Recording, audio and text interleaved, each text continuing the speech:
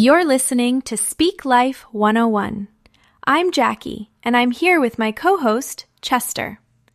And today, we're talking about something that is literally sitting in your face right now.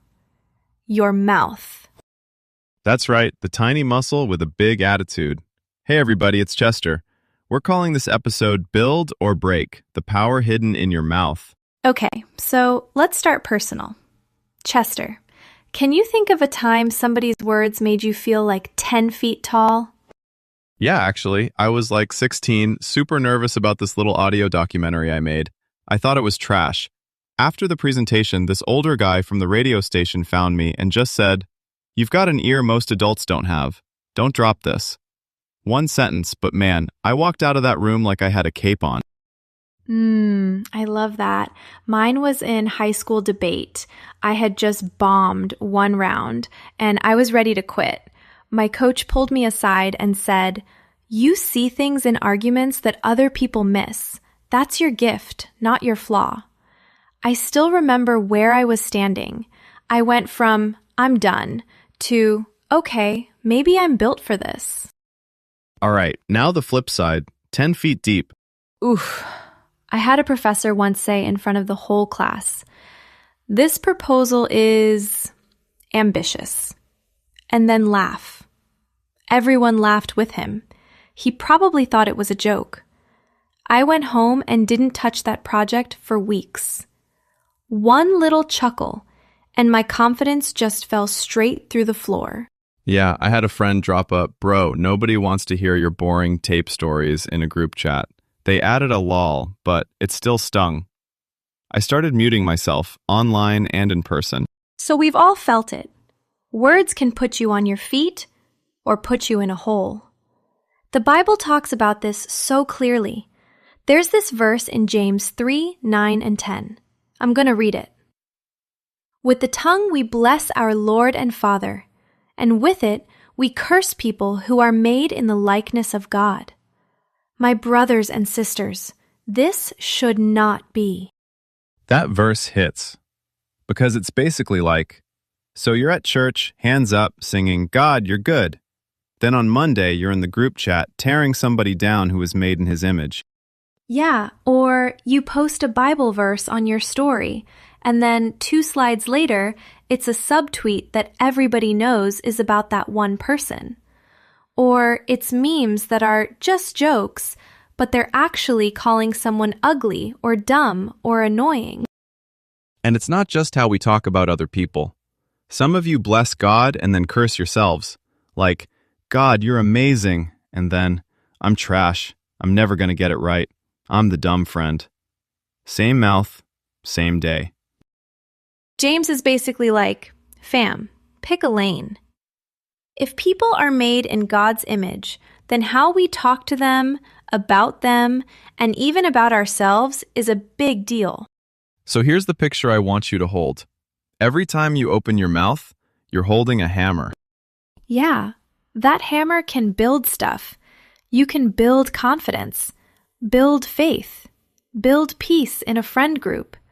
With one sentence, you can make somebody stand a little taller. Or that same hammer can wreck things. You can demolish hope, smash somebody's sense of identity, break connection in your family or your friend circle. Think about the last heated group chat you were in, or the last time you were tempted to send a clap back DM. In that moment, you are not just typing, you're swinging a hammer. Are you building a bridge, or are you breaking one? And you don't get a neutral option. Silence is an option sometimes, yeah, but your words themselves are never neutral. They land somewhere. They leave a mark. So as we keep going, I just want you to ask yourself quietly, if my words are a hammer, what have I been building lately? And what have I maybe been tearing down without even noticing? All right, let's bring in another verse that takes this even deeper. Ephesians chapter 4, verse 29. Jackie, you want to read it? Yeah, it says, "Let no corrupting talk come out of your mouths, but only what is good for building up, as fits the occasion, that it may give grace to those who hear. I like that phrase, corrupting talk. Basically, if your words are like spoiled food that makes people sick, maybe don't serve that for lunch.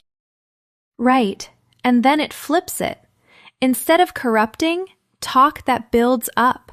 That fits the occasion. That means it's not just positive, it's actually helpful in that moment. And then my favorite part, that it may give grace to those who hear. Our words can give grace, unearned favor, a little slice of God's kindness. So, picture school for a second. You got that one kid who always gets overlooked when group projects get picked. Building up might look like you saying, "Hey, you want to be in our group? I know you're good with research." That one line is you handing them grace in the middle of a normal Tuesday. Or at church, when there's that person who just started coming and they're kind of hovering alone after service, you could ignore it. Or you could walk over and say, "Hey, I'm glad you're here." Simple words, but they build a doorway instead of a wall. Online, it might look like this. Somebody shares a photo they're clearly insecure about, and the comments are dry, or kinda mean. You can scroll past, or you can be the person who says, "You look joyful in this," or "Proud of you for posting this." That's grace in a comment. Okay, metaphor time. Your mouth is either a thermometer or a thermostat. A thermometer just reports the temperature. Everybody's being petty, so I'm petty too. This group chat is messy, so I'm just going to repeat the drama. A thermostat sets the temperature. It walks into a room, or a chat, or a family argument, and says, "We're not going to stay this hot. I'm turning this down a few degrees." Not by being fake, but by choosing different words. Example, your friend group starts roasting one person a little too hard. Thermometer you says, "Yeah, they are kind of lame," and adds another joke. Thermostat you says, "All right, we're doing too much. Chill. They're not even here to defend themselves." Another one. The family group text is blowing up because someone forgot to do the dishes. Thermometer you. "Well, if you weren't always on my case, maybe I'd help more." Thermostat you. "I'm annoyed too, but I'll handle dishes tonight. Let's reset." Same situation, completely different atmosphere. Or you see something wild on social media, and your first instinct is to clap back with the perfect sarcastic line. Thermometer you fires it off, gets a bunch of likes, but leaves more anger behind. Thermostat you maybe DMs the person like, "Hey, can we talk about this?" Or just chooses not to add more fuel at all. Being a thermostat doesn't mean you never tell the truth. It just means you tell the truth in a way that builds up and gives grace, not in a way that scorches everybody. So think about your spaces, your lunch table, your team, your Discord server, your family living room. Are you usually reporting the drama? Or are you helping set a different tone? And if you're like, "Honestly, I've been the thermometer for a while," that's okay. This isn't about shame. It's just about realizing you've actually got more power than you thought. You can shift the atmosphere with the way you speak. All right, so we've talked about hammers and thermostats. Let's get really practical. We want to challenge you to something we're calling the 24-hour build-up fast. Yeah, 24 hours where you treat your words like they're on a special kind of fast. Not from food, but from certain ways of talking. Here's what's on the no list for those 24 hours. No gossip.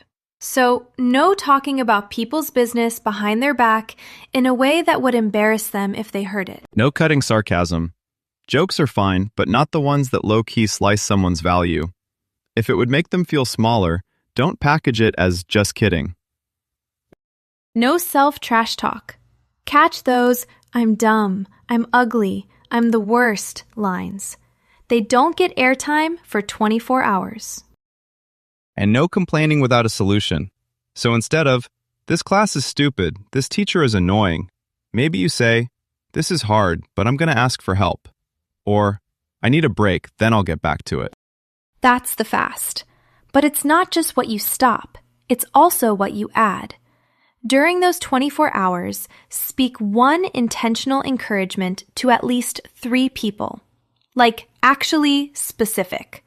I noticed how kind you were to that new kid. You're really creative with your outfits. Stuff that builds. And speak one positive truth over yourself, out loud. It might feel weird, but try something like, God's working in me, or I'm learning, I'm not a lost cause, or I'm made in God's image, so I have value. You can also tag in a friend. Text somebody you trust and say, hey, I'm doing this 24-hour build-up fast. If you see me start trash-talking myself or someone else, call me out gently. Make it a team sport. And if you're a praying person, here's a simple prayer to keep in your pocket. God, set a guard over my mouth. Help my words give grace today. You can whisper that before school, before you open an app, before you walk into that class that always brings the drama. Also, you're probably going to mess up during the 24 hours. You'll catch yourself mid-sentence like, I was just about to roast this person. When that happens, don't spiral into shame. Just stop, correct, and keep going. Even saying, you know what? That was harsh. Let me say that differently, is already growth. Okay, let's do our little AI reflection moment here. If you're listening with headphones, maybe slow your breathing for a second if you can. Think back over the last week. Picture one conversation, or one group chat, or one comment thread you were in. If the other person could describe how your words felt, would they say they felt lighter or heavier after talking to you? Now think ahead to the next week. Where's one space, school, home, online, where you know your words could either build or break? What's one sentence you want to be ready to speak that builds life there? Remember what we've been saying. Your mouth is not neutral. It's creative. It's influential. According to James, we shouldn't bless God and curse people. According to Ephesians, our words should build and give grace. So, for the next 24 hours, or hey, even the next week if you're feeling bold, choose to speak like your words matter, because they do. Watch how the atmosphere around you starts to shift, even in small ways. We'd love for you to try the 24-hour build-up fast and then notice what changes in your friends, in your family, and honestly, in how you feel about yourself. This has been Speak Life 101. I'm Chester. And I'm Jackie. Thanks for hanging out with us. Remember, every word builds something. So this week, choose to build. We'll talk to you next time.